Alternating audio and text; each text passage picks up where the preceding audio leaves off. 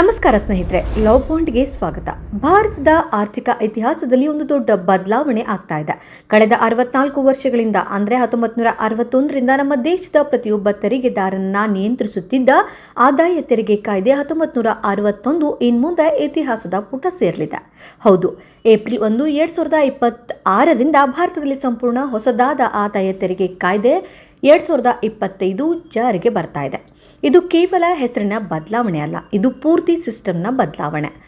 ಇವತ್ತಿನ ಈ ದೀರ್ಘವಾದ ವಿಡಿಯೋದಲ್ಲಿ ಈ ಹೊಸ ಕಾನೂನು ಸಾಮಾನ್ಯ ಜನರಿಗೆ, ವ್ಯಾಪಾರಿಗಳಿಗೆ ಮತ್ತು ಉದ್ಯೋಗಿಗಳಿಗೆ ಹೇಗೆ ನೆರವಾಗಲಿದೆ ಎಂದು ಪಾಯಿಂಟ್ ಟು ಪಾಯಿಂಟ್ ತಿಳಿದುಕೊಳ್ಳೋಣ. Welcome to law point.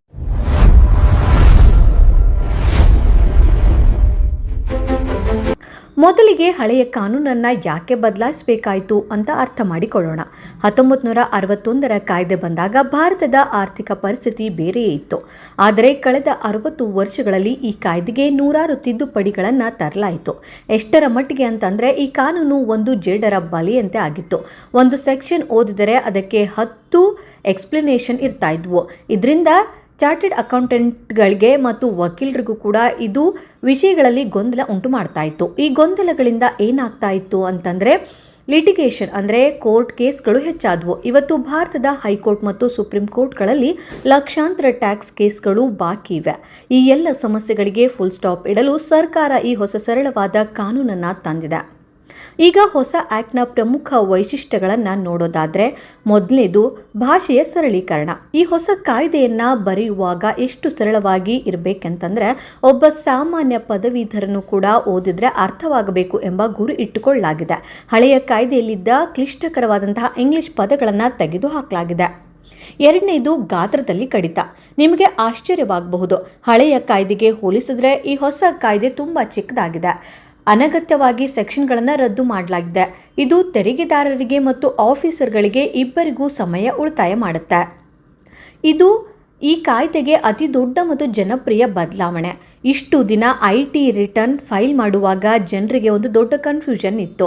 ನಾವು ದುಡಿದದ್ದು 2024-25ರಲ್ಲಿ, ಆದರೆ ಅದಕ್ಕೆ ಟ್ಯಾಕ್ಸ್ ಫೈಲ್ ಮಾಡೋದು 2025-26ರಲ್ಲಿ. ಸಾಮಾನ್ಯ ಜನರಿಗೆ ನಾನು ಯಾವ ವರ್ಷದ ಫಾರ್ಮ್ ಫಿಲ್ ಮಾಡಬೇಕು ಎಂಬ ಗೊಂದಲ ಯಾವಾಗಲೂ ಇರ್ತಿತ್ತು.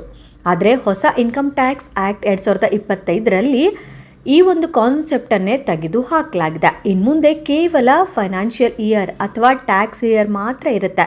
ನೀವು ಯಾವ ವರ್ಷ ಆದಾಯ ಗಳಿಸ್ತೀರೋ ಅದೇ ವರ್ಷದ ಹೆಸರಿನಲ್ಲಿ ಟ್ಯಾಕ್ಸ್ ವ್ಯವಹಾರ ನಡೆಯುತ್ತದೆ. ಇದು ತುಂಬ ಸ್ವಾಗತಾರ್ಹ ಬೆಳವಣಿಗೆ ಆಗಿದೆ.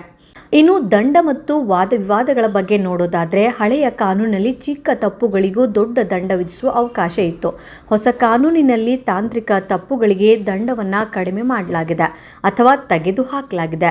ಉದ್ದೇಶಪೂರ್ವಕವಾಗಿ ತೆರಿಗೆ ಕದಿಯುವವರಿಗೆ ಮಾತ್ರ ಕಠಿಣ ಶಿಕ್ಷೆ ಇರುತ್ತದೆ. ಹಾಗೆ TDS ನಿಯಮಗಳಲ್ಲಿಯೂ ಬದಲಾವಣೆ ಮಾಡಲಾಗಿದೆ. ನೀವು ರಿಟರ್ನ್ ತಡವಾಗಿ ಫೈಲ್ ಮಾಡಿದ್ರೂ ನಿಮ್ಮ TDS ಹಣ ವಾಪಸ್ಸು ಪಡೆಯಲು ಅಡ್ಡಿಯಾಗದಂತೆ ನಿಯಮಗಳನ್ನು ಸಡಿಲವಾಗಿ ಮಾಡಲಾಗಿದೆ.